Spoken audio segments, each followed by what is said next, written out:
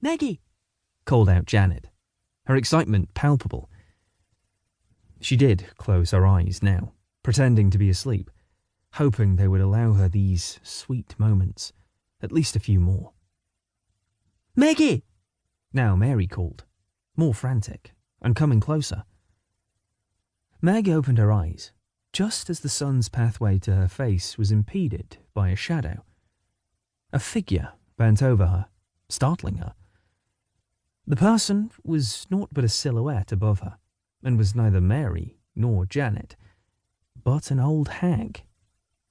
Caught off guard, Meggie gulped and swung herself into a seated position, facing the crone.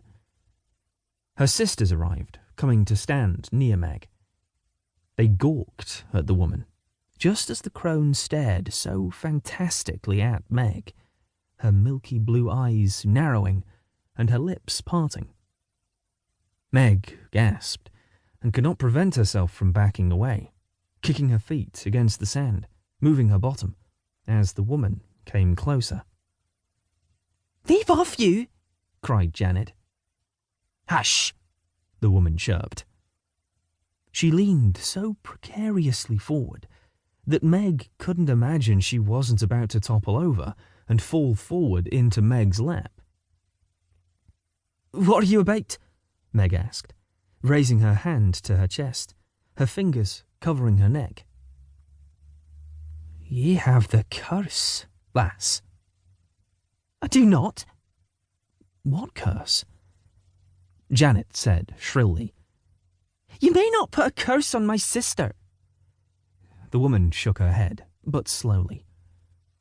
"She were born with it." "I was not," Meg insisted. "No, she was whole of limb and sound of mind."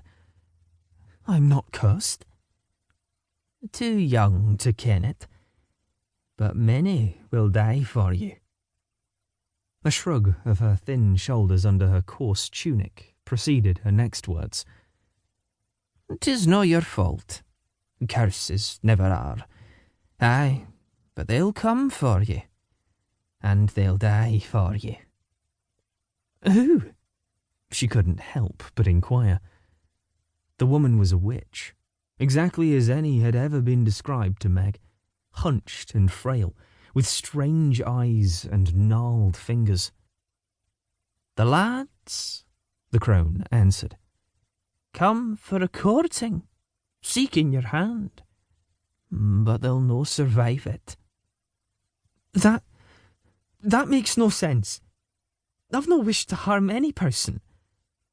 And I am but 10 and 3, too young for courting." "You'll no kill them, but die they will." "Off with you, hag," Mary demanded, flapping her hand to shoo her away, but her anxious tone carried no weight. "Until there is love," the crone went on, "they will all die." "What does that mean?" Janet wanted to know, punching one hand onto her hip. So like their mother. The hag reached for Meg, her hands surprisingly warm and soft upon her cheeks. She closed her eyes for a moment, and when she opened them, they were clear and bright, not cloudy at all. Meg's eyes widened at this. "He will come to save you," the old woman pronounced. "From the curse? Who?" Janet asked. "Who will come?" "The Golden Lion." "Oh, bother," griped Mary. "This is silly. Leave off, crone. We're not believing you at all, and we're not made witless with fright, as you'd supposed." The crone slid her crooked fingers away from Meg's cheeks, ignoring Mary's complaint. Her gaze was once again cloudy as she held Meg's eye. "Remember, they will all die until there is love, until the Golden Lion comes for you."